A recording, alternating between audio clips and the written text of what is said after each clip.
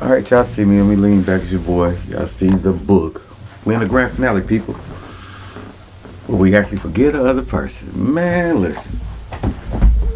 Once we understood that forgiveness for us first, it should be real easy to forgive the other person. Then we got to realize not only do we got to forgive them, there's some people in our lives that we done did some stuff to. Keep 100 with you, boy. You're going to keep 100 with you.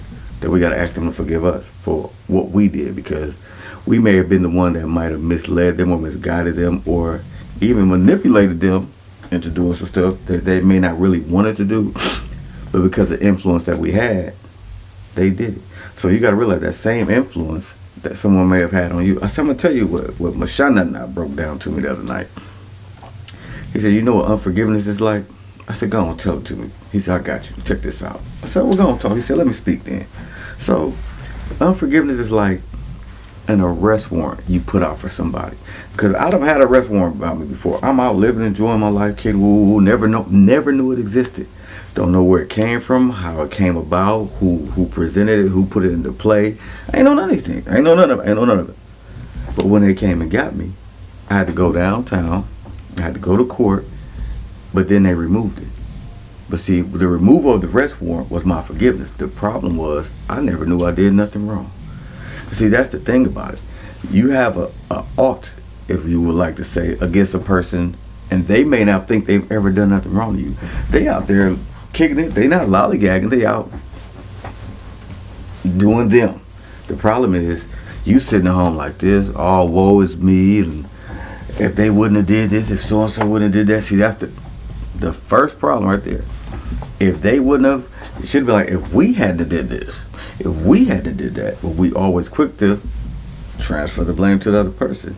So now, what Mashana told me, make it simple, y'all. This is a real cut and close video. It makes it easy.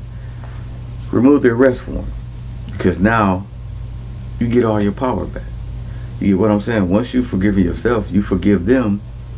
They don't have no more control over you, because they still living their best life. They still, what y'all call it, YOLO. You only live once. We're like, we harder, we party.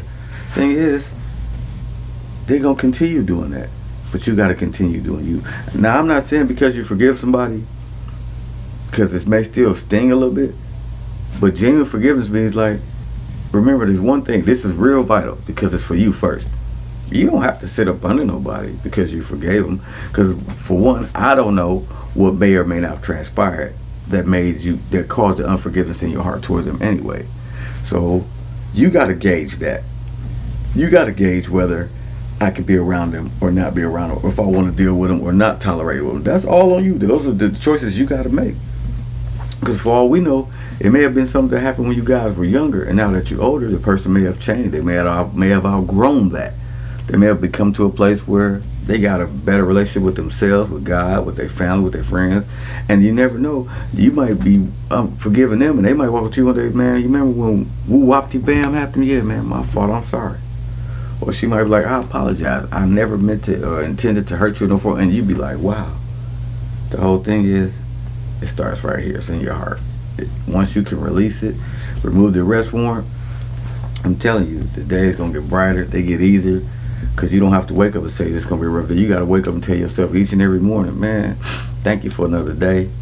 Lord, thank you for looking out for me. And it's going to be the best day ever.